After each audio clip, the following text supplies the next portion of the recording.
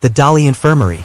In the topmost room of a quiet old house, just beneath the pointed roof and behind a door that creaked like a lullaby forgotten, there was an attic. Not just any attic, but one lined with red velvet, soft as moth wings and warm with candlelight. The walls were hidden behind shelves of thimbles, buttons, glass eyes, and little spools of gold thread. In the center stood a small operating table made from a painted jewelry box lid, and beside it, a step stool just the right height for Dr. Button. Dr. Button was a porcelain doll with a face painted in kindness and cracks so fine they looked like spiderweb lace. Her eyes, made of midnight glass, blinked with care, and her hands, though stiff, moved with great patience. She wore a little doctor's coat, stitched from a handkerchief, and on her head sat a magnifying visor shaped from a watch lens. She didn't speak much, not because she couldn't, but because her patients needed quiet more than words. Toys don't need long talks, they need to be listened to, even in silence.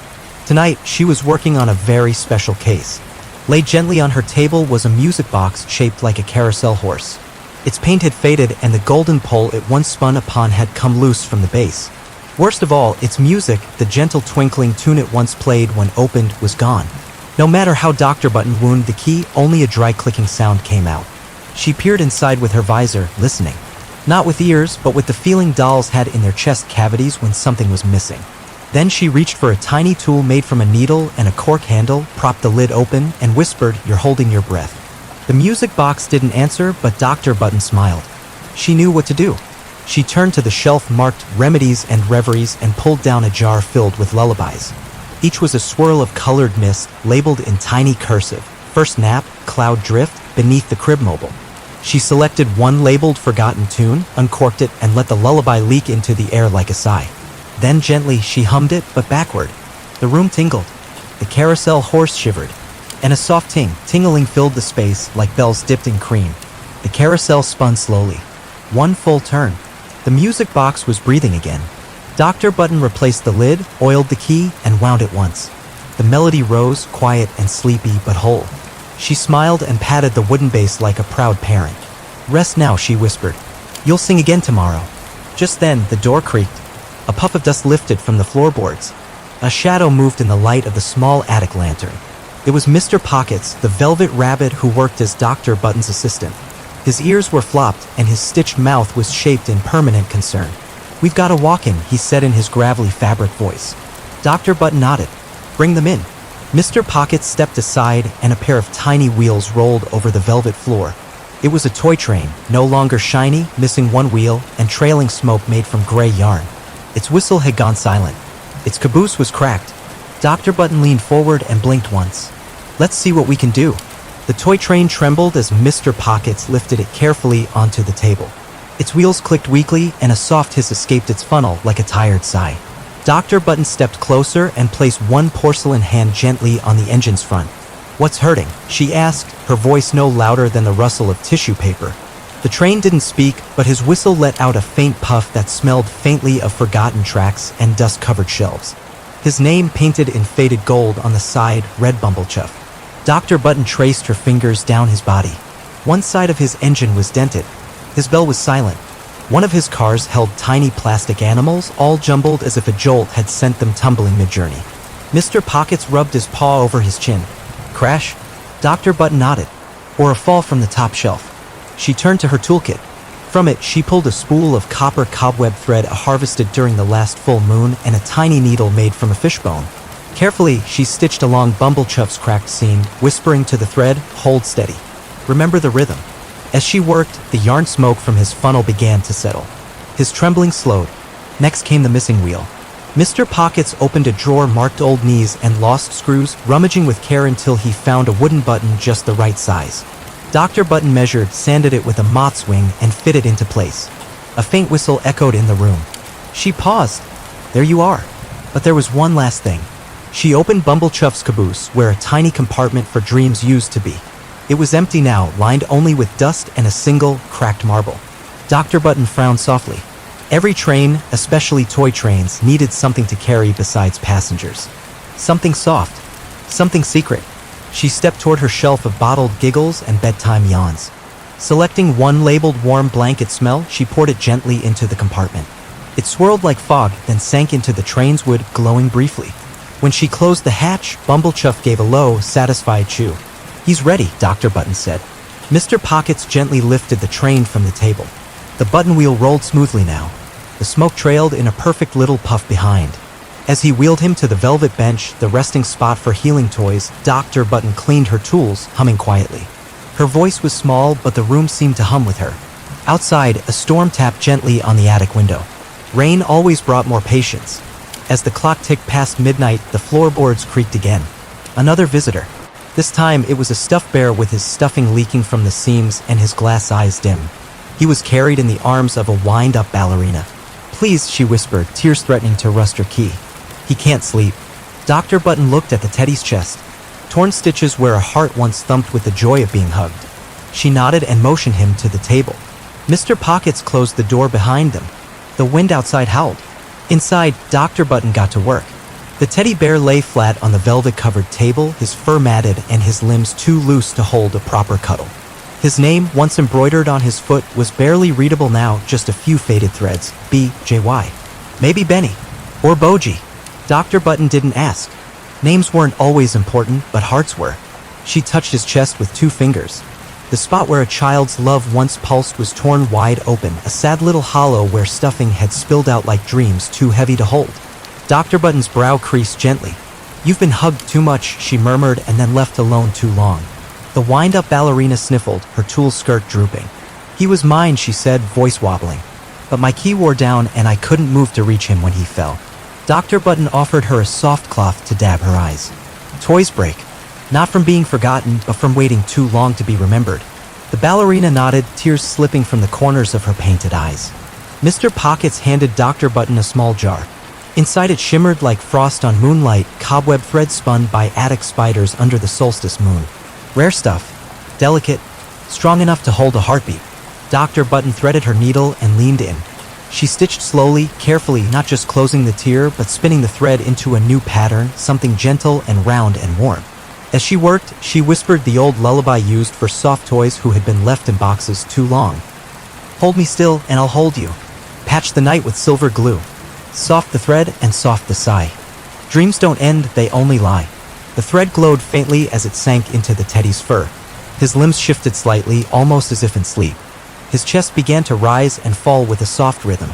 Dr. Button reached for a thimble-sized jar of stardust and sprinkled just a pinch into the final knot. "His heart will beat again," she said softly, "but it'll need reminders." The ballerina tilted her head. "Like hugs?" Dr. Button nodded. "Yes, real ones. Every now and then, even if they're quiet." The ballerina clutched the teddy to her chest. Her winding key ticked slowly, just enough for her to turn once in place, the beginning of a dance. The rain tapped louder on the window now.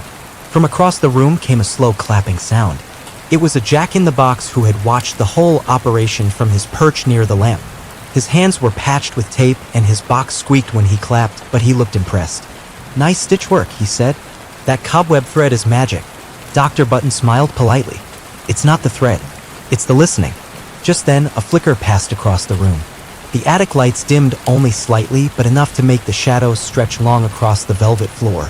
Mr. Pocket's ears twitched. Something was wrong. Dr. Button turned her head slowly toward the shadows near the far wall. There, beside the rocking horse that hadn't rocked in years, a shape had formed. Not a toy. Not quite. It looked like a doll, but one made of tangled yarn, mismatched button eyes, and a mouth sewn shut with black thread. Dr. Button narrowed her eyes. "You're not on the patient list." The doll didn't move, but the room grew colder, and the toys on the shelves stopped breathing. The strange doll stood still in the corner, its body limp like a marionette cut from its strings. One button I hung loose, barely clinging by a fraying thread. The other was made of tarnished brass, reflecting the lantern light in a way that didn't feel quite right. Dr. Button set down her needle. Mr. Pockets stepped forward, ears stiff. "No one comes in without being carried," he said, his voice low. "Toys don't walk up those stairs on their own." The yarn doll twitched, a jerking movement like someone pulling on knots from the inside. Dr. Button's feet tapped quietly as she walked closer, porcelain soles clicking gently on the velvet floor. She stopped a few steps away, close enough to feel the stillness, close enough to hear the silence between breaths. "Who unstitched you?" she asked. The doll's head tilted, one slow tilt left. One jolt right. His button mouth didn't open, but something else did. From the seam along its side, something small and sharp pushed out. A silver splinter, twisted like a broken music box key. It clinked to the floor, and the moment it did, the room darkened. The lantern flickered. The carousel horse on the shelf stopped spinning mid-turn. Even Bumblechuff's new wool gave a quiet, warning creak. Dr. Button bent and picked up the silver splinter. Cold to the touch. It hummed softly, like something searching for a sound it had forgotten. She held it in both hands and closed her eyes. Memories leaked out. A child's scream. A toy flung hard against a wall. A promise broken. I'll never throw you again, I swear. But they had. This doll had been stitched from anger. Not forgotten, but rejected. Discarded. Unloved. Dr. Button looked at the doll again and softened. You weren't made like this, she said gently. Someone turned your sorrow inside out. The doll shook. Its limbs jittered as if trying to pull away from themselves. I can help, she said, but only if you let go. Behind her, Mr. Pockets whispered, You can't fix a toy that won't be held. I know, she replied, but I can give it a place to rest. Dr. Button reached out and touched the doll's chest. There was no heartbeat, just knots. She took a deep breath and opened her doctor's kit once more. Inside, buried beneath layers of fabric scissors and jars of dreams, was a spool of the rarest thread she owned. Forgiveness, woven from dust beneath a crib and the quiet hum of a nightlight left on too long. Carefully, she snipped the stitches over the doll's mouth, one by one, and then she unsewed the knots in its chest. Pain leaked out in gasps, dark, dry little puffs of breathless sobs. The doll crumpled, quiet and still. Dr. Button wrapped it in a soft scrap of baby blanket, tucked the silver splinter into a thimble-sized box, and carried the doll to a corner of the infirmary marked for healing, not fixing. She laid it there, beneath a hanging mobile made from dried rose petals and tiny bells. The room sighed. Light returned. The lantern steadied. The carousel horse turned once more. Mr. Pockets let out a breath he didn't know he'd been holding. She always find the sharp ones, he muttered, shaking his head. Dr. Button stood still for a moment, watching the little yarn doll as its threads relaxed in sleep. Then she turned, and just in time, because the attic door creaked again, and this time it wasn't a toy that entered. The door creaked wider, spilling hallway shadow into the warm glow of the attic. But no footsteps followed, no rolling wheels, no dragging of stuffed feet. Instead, there was a hush, the kind that made even the dust hold its breath. Dr. Button tilted her head. She knew every sound in this room, how the velvet hushed footfalls, how thimbles clinked when frightened, how stardust trembled when afraid. But this was something else. Then came a voice, not loud, not soft, just misplaced. Is this where they go? It asked. The voice wasn't coming from the floor, or the shelves, or the toys. It came from just beyond the door, from something taller than the usual guests. Something that didn't creak or click, because it wasn't made of cotton or springs. Mr. Pockets stepped protectively in front of the velvet table. That's not a toy, he whispered. No, Dr. Button said quietly. It's a child. And it was. A small girl stood in the doorway, no older than 6 or 7, wearing pajamas with stars that had faded from too many washes. Her hair was sleep mussed, and one sock drooped halfway down her ankle. In her arms, limp and silent, was a puppet missing its strings. She looked around the attic with wide, wondering eyes. They said toys don't come back once they're broken, she said. Her voice cracked on the last word. Dr. Button stepped down from her stool. Porcelain feet tapped across the velvet as she approached the child, whose breath caught at the sight of the tiny doll in a doctor's coat. You're real, the girl whispered. Dr. Button didn't answer with words. Instead, she reached out and gently touched the limp puppet in the girl's arms. The strings weren't just missing. They had been cut, carelessly, by someone in a rush to grow up. His name is Wibble, the girl said. He used to dance. I pulled too hard. I thought I could fix him, but then I got mad and... She stopped. She was crying now. Dr. Button looked up at her.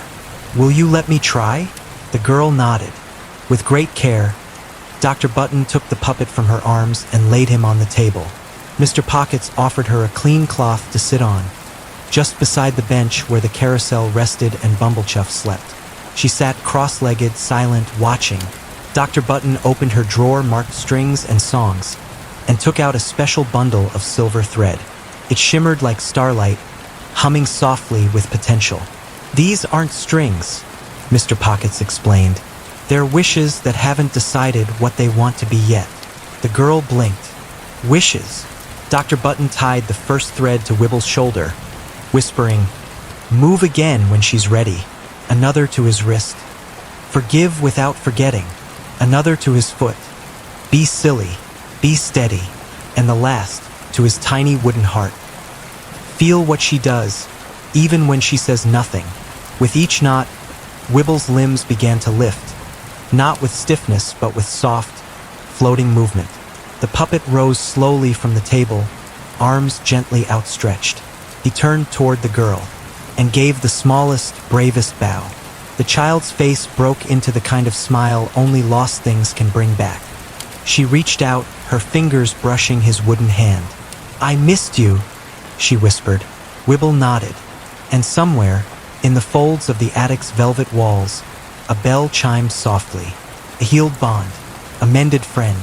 Dr. Button stepped back, hands folded behind her, watching the reunion with the quiet satisfaction of someone who had seen thousands, but never the same one twice. The child turned to her. "Can I visit again?" Dr. Button smiled. "Only if you bring someone broken," she said gently. The girl hugged Wibble tight and made her way back to the door, where the hallway light waited like dawn. She paused once. "I think I was a little broken too." Dr. Button's smile deepened. "Then you've already begun to heal." The door closed behind her, leaving the attic in its hush once more. Mr. Pockets stretched. "We'll be busy tonight." Dr. Button nodded, because outside, in the shadow of the rain clouds, forgotten toys were remembering, and some of them were on their way.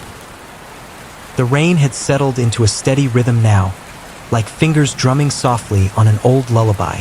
The attic pulsed gently with it, like the building itself was breathing. Dr. Button moved quietly through her shelves, restocking supplies after the visit.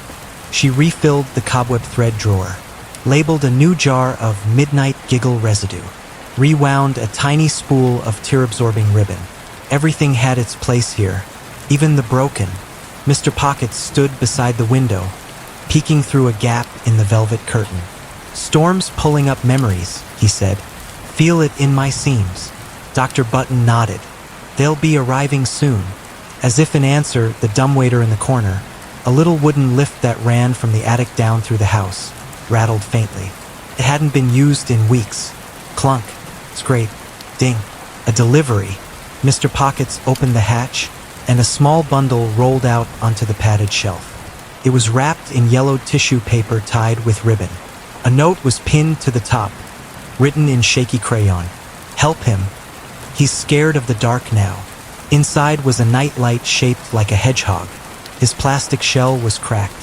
His bulb was long dead, but his eyes, two little ovals painted with sleepy joy, still glimmered faintly, like he hadn't yet given up. Dr. Button lifted him carefully and cradled him in both hands. "He used to glow," Mr. Pocket said, brushing a paw over the cracked back. "Bravest light in the nursery." She carried him to the table and laid him on a linen cloth. Then she turned off the lantern. The attic dropped into shadow. But the hedgehog? He didn't glow. Instead, he trembled. Faint sparks flickered inside his shell, too dim to shine through. Not fear of the dark, but fear that he no longer mattered in the dark. Dr. Button leaned close, touched his back, and closed her eyes. "You kept the monsters away," she said quietly. "But now you think you are one." She opened her drawer of bulbs, each one filled with soft light. Starlight, candle flicker, even a faint shimmer of sunrise. But none would fit. His socket was chipped, fragile, too fragile for heat. She needed a different kind of light. Memory light, From a tiny locket on the highest shelf, she withdrew a glowing speck, just one. A preserved fragment of a child's laugh in the middle of the night, after a dream had turned funny instead of scary. The moment when fear cracked and was replaced by comfort. She placed the speck gently inside the hedgehog's heart. For a second, nothing happened. Then, a soft glow, no brighter than a whisper, bloomed through his plastic shell. Warm, golden, the color of "it's okay now." He didn't flicker. He breathed light. Dr. Button turned the lantern back on. The hedgehog's eyes blinked slowly, then smiled. "You're not a monster," she whispered. "You're a lighthouse." Mr. Pockets gave a low hum of approval. "He'll keep shining, even if no one looks." They placed him on the velvet bench beside the music box and Bumblechuff. The hedgehog snuggled down into the pillow like a star returning to its sky. No sooner had Dr. Button turned back to her table than the dumbwaiter dinged again. Another delivery. This time it was a puzzle piece. Only one, bent slightly at the edge. Corner piece. No note, no name, just silence. Dr. Button frowned and picked it up. Even without the rest of the puzzle, she could feel it. This piece belonged to something that had been whole once. And now it was not, but it wanted to be. She placed it gently on the table, and somewhere deep within the velvet walls, 1,000 forgotten puzzles stirred in their boxes. Somewhere, one of them was calling this piece home. The puzzle piece lay flat on the velvet table, quiet as a breath not yet drawn. Its paper edge curled just slightly, the way memories do when left too close to warmth. Dr. Button sat still beside it, her hands folded in her lap. Mr. Pockets hovered behind her, uncertain. "You don't get many of these," he said. Dr. Button nodded. "They're harder than broken toys." "Because they're not broken?" She shook her head slowly. "Because they're missing from something else. And they remember." The piece shimmered faintly, not with light but with longing. Puzzle pieces weren't meant to be alone. They were made to belong, to fit, to snap quietly into place in a picture larger than themselves. But this one had been separated, long enough that it didn't even know what picture it came from anymore. Dr. Button opened a drawer near the bottom of her workbench.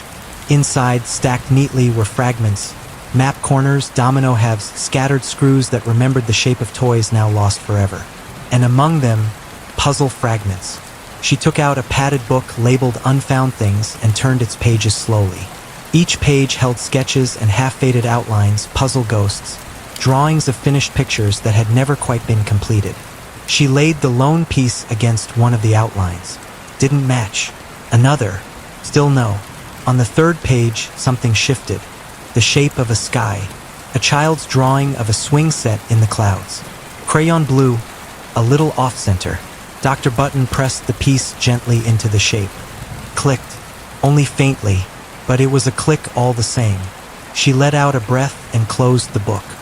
"Not fixed," Mr. Pocket said, watching, "but found. That's enough sometimes." She placed the puzzle piece back into a soft felt pouch, tying it with silver thread. Then she climbed the ladder to the topmost shelf, where toys that couldn't be healed, but didn't want to be forgotten, went to rest. There, among the jigsaw shadows and half-memories, she tucked the pouch beside a glass marble with no match and a button from a bear no longer made. Mr. Pocket spoke gently. "What do you think the picture was?" Dr. Button didn't answer right away. Then, a swing set, in the clouds, someone's dream of flying. They both stood in silence. Down below, the dumbwaiter dinged again. Third time in one night, this time something heavier. When Mr. Pockets opened the hatch, a soft wheeze puffed from within. A toy robot, bent, dented, wires exposed like frayed nerves. Its chest light blinked weakly, fading between red and nothing. Its antenna had snapped, and the voice box clicked without sound. But worst of all, his wind-up key was rusted in place. "Model XR77, Mr. Pocket said with low awe. "Rare, loyal, built for years of play." Dr. Button looked him over with practiced eyes. "He's locked up. From damage." "No, from grief." They placed him on the table. Dr. Button reached for her oil dropper, the one that used dew collected from dreams that ended too soon. She whispered to the key as she dripped the oil along its grooves. Let go. Whatever it is, let go. The robot twitched. A spark clicked inside. His eyes blinked on, dim but aware. Mr. Pockets tilted his head. What grief does a robot carry? Dr. Button's voice was soft. The worst kind. The kind that comes when the child who built him stopped believing he could feel. She reached inside his chest, past the rust and wires, and found a note curled into the tiny memory compartment. Faded, almost erased. It read, I know you're not real, but I hoped you'd miss me anyway. She exhaled slowly, and read it aloud to him. The robot's light turned blue. He reached, slowly, for her porcelain hand. He remembered, so she rewound his key just once, and let him rest on the bench beside the others. That night, the wind outside softened. The storm eased, but in the attic, the tiny infirmary stayed lit. Because mending never stopped, not even at dawn. The pale blush of dawn tiptoed along the edges of the attic window. It didn't reach far, just enough to cast a sleepy warmth across the velvet walls and stir the dust motes into a slow morning waltz.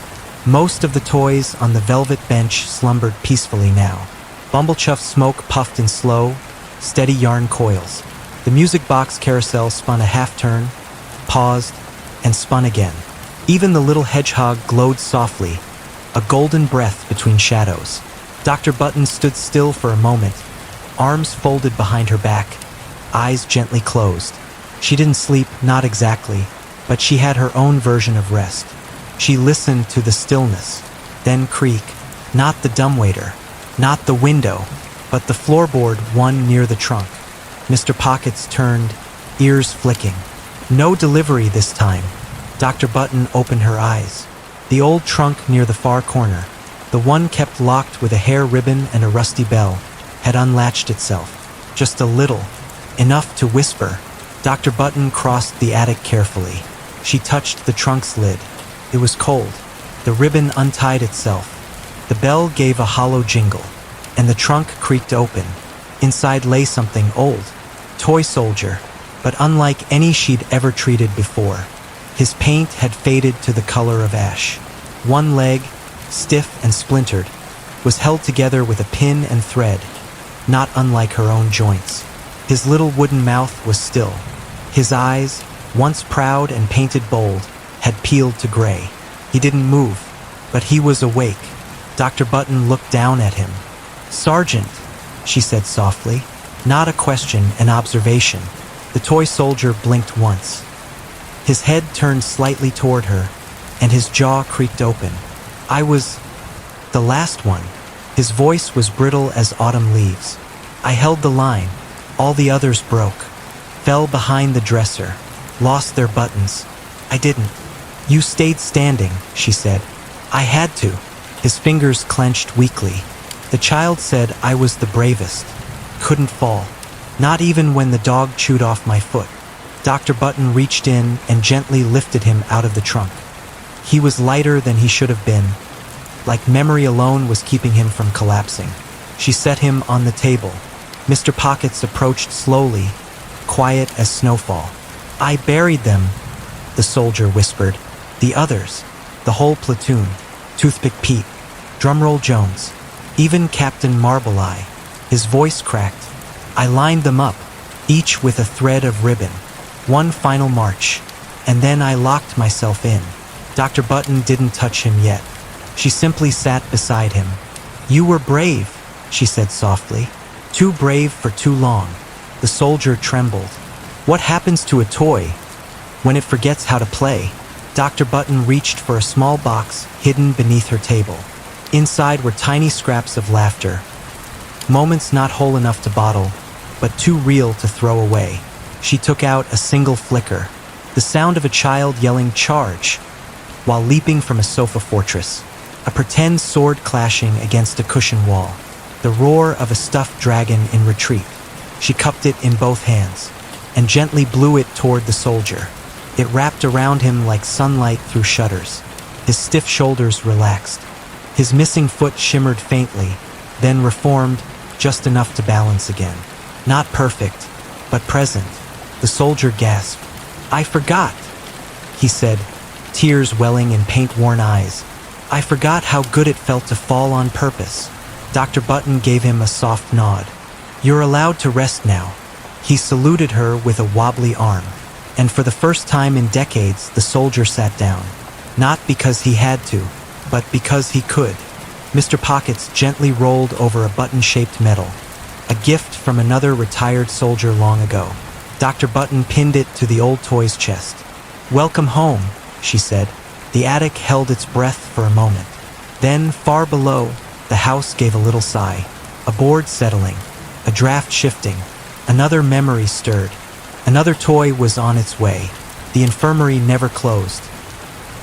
The morning sun crept higher, painting golden stripes on the velvet floor. Dust danced lazily in the light, settling on jars of dreams and shelves of forgotten parts. Dr. Button busied herself tidying the workbench, but her thoughts drifted to the toy soldier resting quietly on the velvet bench. He looked lighter somehow, as if a small piece of his burden had lifted. The attic was quiet now, but Dr. Button knew it wouldn't last. A soft scratching sound came from the corner near the window. She turned to see a small shadow emerging slowly, a ragged patchwork kitten, its fur a messy quilt of colors and stitches, eyes gleaming with a mix of curiosity and fear. One paw was wrapped in loose threads, hanging limply. Mr. Pockets perked up. "A new patient?" Dr. Button nodded and gently lifted the kitten onto the table. The patchwork creature shivered, and Dr. Button heard the faintest meow, soft as a breeze. She examined the loose paw carefully. The stitches had come undone, but the fabric underneath was weak, worn thin by time and countless hugs. "This isn't just a repair job," she murmured. "It's a new beginning." She opened her box of soft threads, pulling out strands dyed in warm sunset hues and midnight blues. "As much as it's about mending fabric, it's about stitching back hope," she told Mr. Pockets. Carefully, she began sewing, her needle moving slowly and gently, weaving the threads through the worn patchwork. As she worked, she hummed a tune, something simple and comforting, the kind a mother might sing. The kitten's breathing steadied. Its eyes grew softer. When the last stitch was tied, Dr. Button picked up a tiny vial labeled Sunbeam Whispers. She sprinkled a few drops onto the patchwork fur. The kitten's colors deepened and shimmered faintly, as if alive with hidden magic. It gave a small purr, the sound warm and clear. Mr. Pockets smiled. "You've done it again, document." Dr. Button looked up at the attic window, where the sky was brightening. "There's still so much to heal." Just then, the old trunk rattled once more.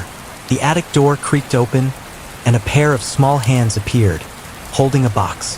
Inside was a broken marionette, a delicate ballerina missing a string and with cracked wooden fingers. The child outside whispered, "Please, can she dance again?"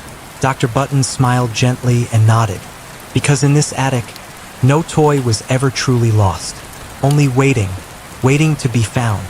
The marionette ballerina lay carefully on the velvet table. Her painted face was still beautiful, though the wood was cracked near her neck, and her fingers were splintered, frozen in an unfinished dance. The single remaining string hung loose, tangled and faded.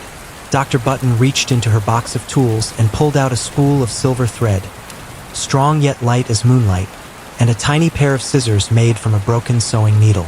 She carefully trimmed the frayed edges of the ballerina's strings, humming a slow melody as she worked. Mr. Pockets watched, ears twitching. "She's been waiting a long time to dance." Dr. Button nodded, gently tying a new thread to the ballerina's wrist.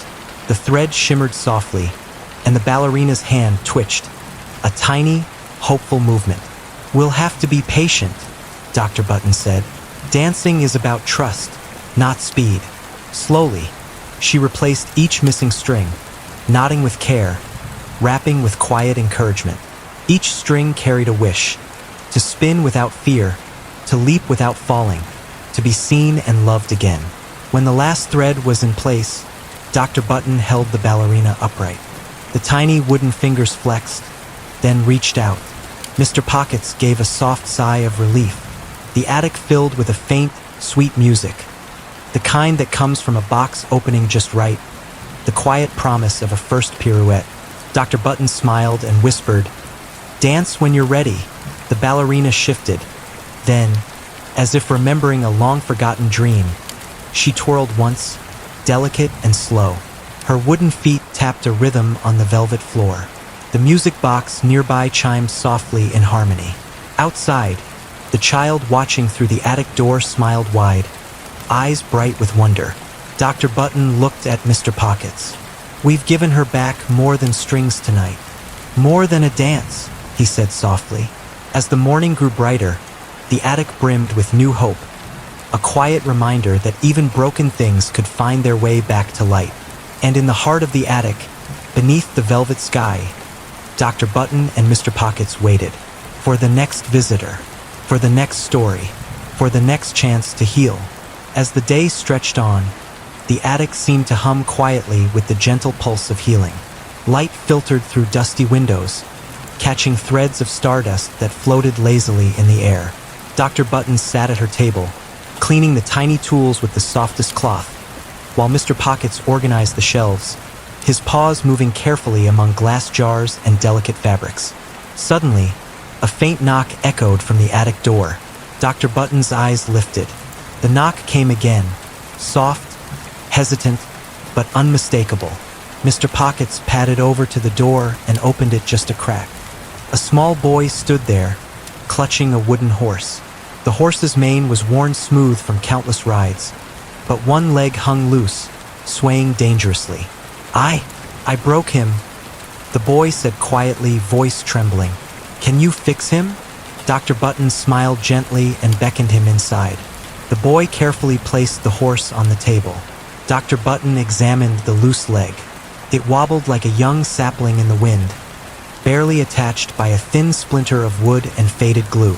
She nodded. "We'll have him galloping again." The boy's face brightened, relief softening his eyes. Dr. Button retrieved a spool of fine twine made from moonbeams and morning dew. She also pulled a tiny pot of strong wood glue brewed from tree sap and patience. As she worked, she hummed softly, a melody without words but full of hope.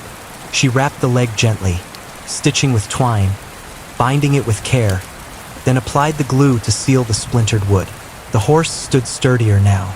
Dr. Button handed the boy a small brush and a jar of polish made from crushed rose petals. "Give him a shine," she said. The boy smiled, brushing the horse's mane carefully. Mr. Pockets leaned in. "He's going to need a name." The boy thought for a moment. "Willow." Dr. Button nodded approvingly. "A strong name for a strong friend." The boy hugged the horse tight. "Thank you," he whispered. As he left the attic, Dr. Button and Mr. Pockets exchanged quiet smiles. Another heart mended, another story rewritten, and the attic waited, soft and warm, ready to help the next lost thing find its way home. The afternoon sun dipped lower, casting long shadows across the attic's velvet floor. The air was thick with the soft scent of fabric and old wood. Dr. Button moved slowly, tending to her supplies, when a sudden noise interrupted the quiet, a faint clatter from the dumbwaiter. Mr. Pockets hopped over and opened the hatch. Inside was a small bundle wrapped in faded cloth. Carefully, he lifted it onto the table. Unwrapping the cloth revealed a tiny clockwork bird, its brass feathers tarnished and one wing bent awkwardly. The little bird's eyes, tiny glass beads, were cracked, dull, and empty. Dr. Button picked up the fragile creature with gentle hands. She examined the wing, noting the delicate gears trapped beneath twisted metal. "The heart stopped ticking," Mr. Pockets said softly. Dr. Button nodded. "But there's still life in these gears. We just have to coax it back." She reached into her toolkit and withdrew a tiny screwdriver made from a thimble's edge and a small jar of oil and essence collected from the first breath of dawn. Patiently, she worked on the bird's wing, untwisting the bent metal, smoothing the gears back into place.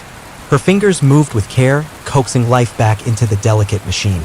As she tightened the last screw, a faint ticking began.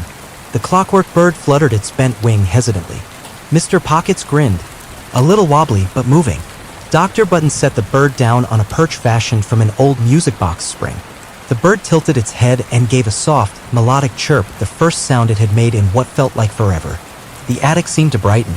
Outside, a gentle breeze carried the faintest scent of spring. Dr. Button smiled. Even when wings break, the song can return. Mr. Pockets nodded.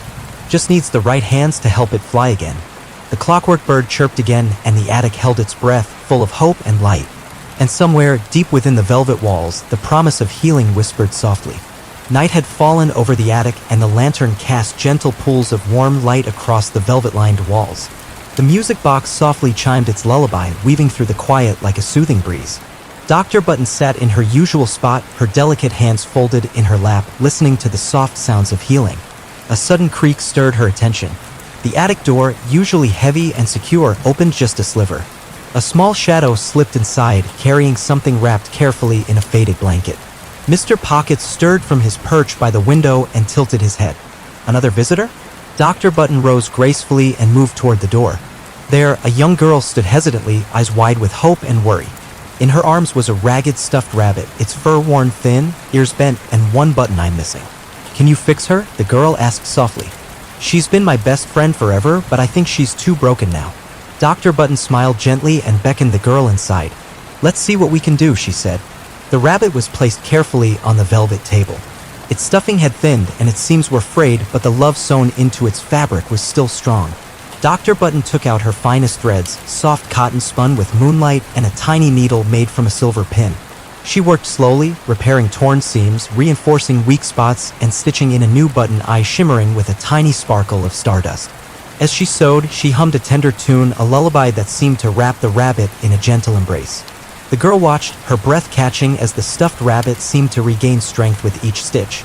When the final knot was tied, Dr. Button handed the rabbit back to the girl. "She'll be with you a long time now," she said softly. The girl hugged her friend tightly, tears of joy shining in her eyes.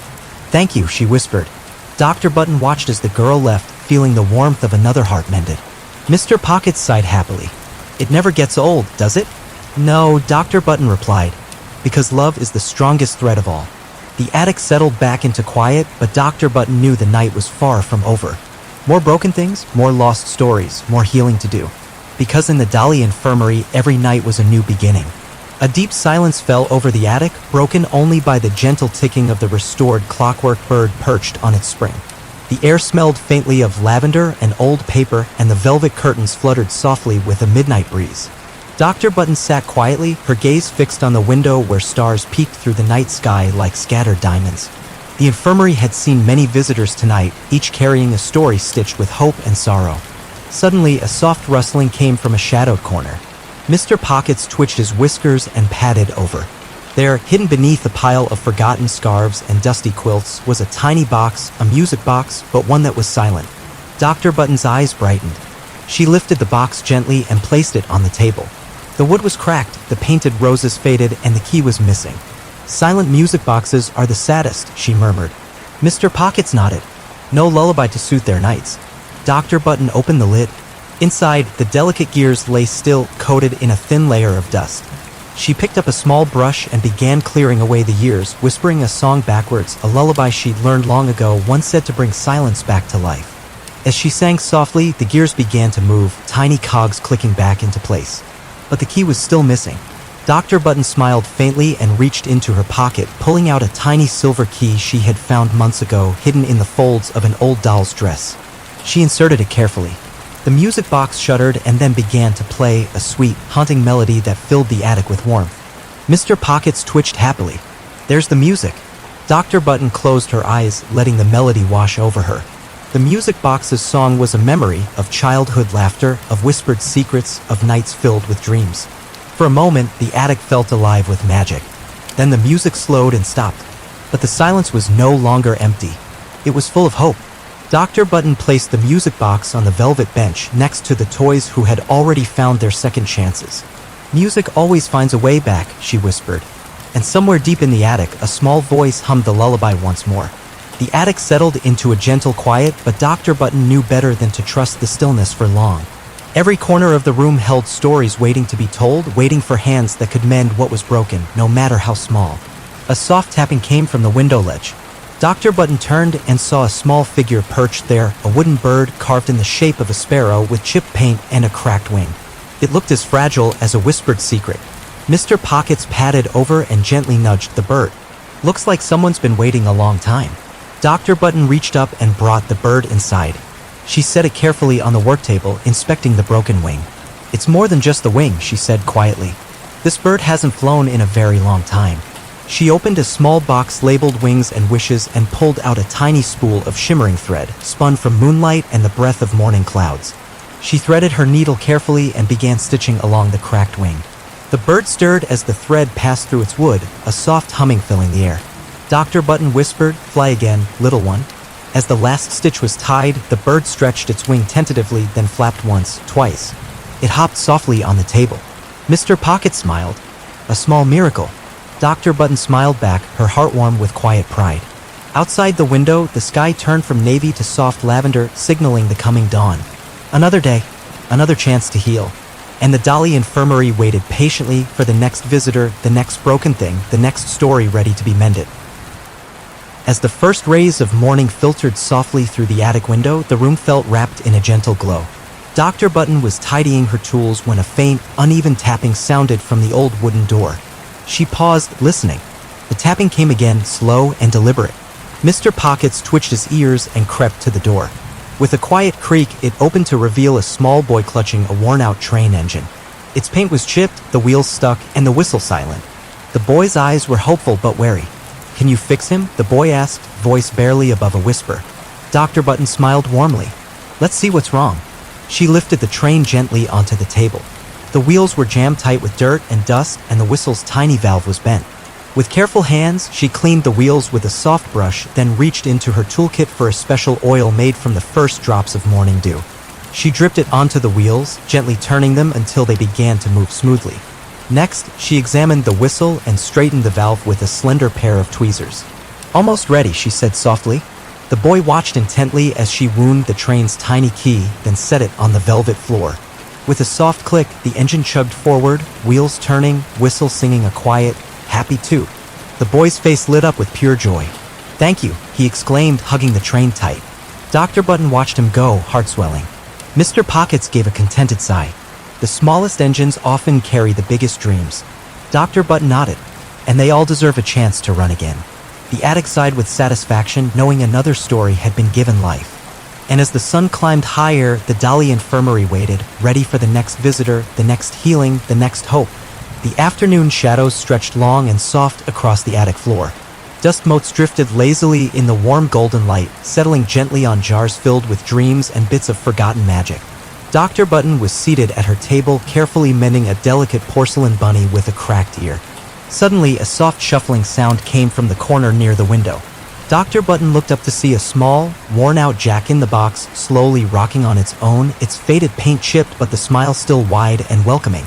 Mr. Pockets twitched his whiskers in surprise. "I didn't expect this one back." Dr. Button moved to the box and carefully lifted the lid. Inside, the little clown was tangled in rusty springs, his joints stiff and uncooperative. "He's stuck," she said gently, "but we can fix that." She took out her tiny oil can and carefully lubricated each spring, humming a soothing tune as she worked. The rusty coils began to loosen and the clown's painted smile brightened as his limbs slowly regained movement. Mr. Pockets leaned close. "Do you think he remembers how to jump?" Dr. Button smiled softly. "He just needs to believe." With a gentle push, she wound the crank. The box clicked and creaked, then, with a sudden pop, the clown sprang up, tossing his tiny hat into the air. The attic filled with laughter, a sound long forgotten but warmly welcomed. The jack-in-the-box clapped his tiny hands and bowed to Dr. Button and Mr. Pockets. The room seemed to glow with the joy of rediscovered play. Dr. Button settled back into her chair, content. "Another one ready to bring smiles," she said. Mr. Pockets nodded. "And the attic waits for more." Because in the Dolly Infirmary, broken things were never truly lost. They were simply waiting to be loved again. The attic air grew cooler as evening approached, wrapping the room in a soft, shadowed blanket. Dr. Button carefully placed the jack-in-the-box back on the velvet bench where it nestled comfortably among the other healed toys. The gentle music of the restored music box blended with the quiet hum of peace that filled the room. Suddenly, the dumbwaiter rattled again, breaking the stillness. Mr. Pockets rushed to the wooden hatch and pulled out a small, fragile package wrapped in faded blue cloth. Inside, wrapped carefully, was a tiny porcelain doll, much like Dr. Button herself, but cracked along her cheek and missing one glass eye. Dr. Button's delicate fingers traced the fracture softly. A sister, she whispered. The doll's missing. I made her seem sad, even in silence. Mr. Pockets set the doll on the work table. Dr. Button opened her drawer labeled Eyes and Dreams and took out a single glass eye, a tiny globe of shimmering crystal captured from a drop of morning dew. Gently, she pressed the new eye into place. The porcelain doll blinked softly, her expression brightening with a spark of life. She's been waiting a long time to see again, Dr. Button said. The doll turned her head slightly as if studying the attic, then focused on Dr. Button. Thank you, the doll whispered in a voice like soft chimes. Dr. Button smiled warmly. You're home now. Mr. Pockets gave a small nod. Another story healed. Outside, the stars twinkled and the attic sighed in contentment. For in this small, velvet-lined room, every broken thing found its light again. And the Dolly Infirmary would always be waiting. The attic was hushed now, bathed in the soft glow of lantern light and the faint hum of the music box's lullaby. Dr. Button sat quietly, her porcelain hands resting gently on her lap. Around her, the repaired toys settled, each one cradled in velvet cushions, their stories woven back together. But the night wasn't over. A faint knock sounded from the attic door, a small, hesitant tap. Dr. Button looked up. Mr. Pockets padded softly to the door and opened it just enough to see a little girl clutching a crumpled teddy bear. The bear's fur was patchy and one arm dangled loose. The girl's eyes were wide with hope and fear. Please, she whispered. Can you fix him?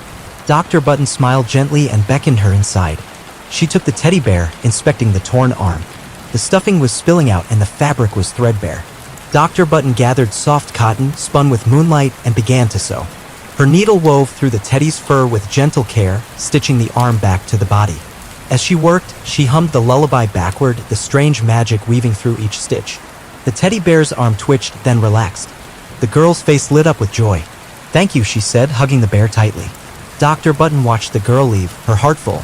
Mr. Pockets sighed softly. Another friend made whole. Dr. Button nodded. And every stitch is a promise. The attic sighed with quiet happiness, waiting for the next story to begin. The quiet of the attic deepened as midnight grew near. Shadows curled along the velvet walls, soft and gentle like a whispered secret. Dr. Button sat beside the music box, watching its delicate carousel turn slowly, casting flickers of light like tiny stars. Mr. Pockets nestled beside her, eyes half closed but alert. Suddenly, a faint rustling came from the trunk in the corner, the one that held forgotten things waiting to be found. The trunk creaked open slowly, and out rolled a small bundle, a cracked toy drum, its skin loose and its sticks missing. Dr. Button picked it up carefully, feeling the weight of years in her hands.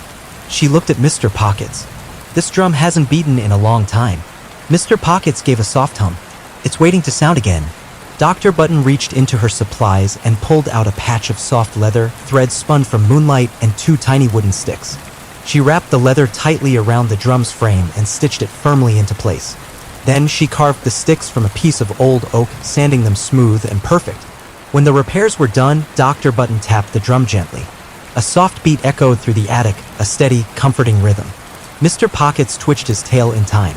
The attic seemed to pulse with the sound, a heartbeat joining theirs. Dr. Button smiled. Even silence can be filled with music again. She placed the drum gently on the velvet bench, joining the others. The Dolly Infirmary had healed another heart. And as the clock ticked softly, the attic held its breath, ready for the next lost thing, the next broken story, the next chance to mend. The end.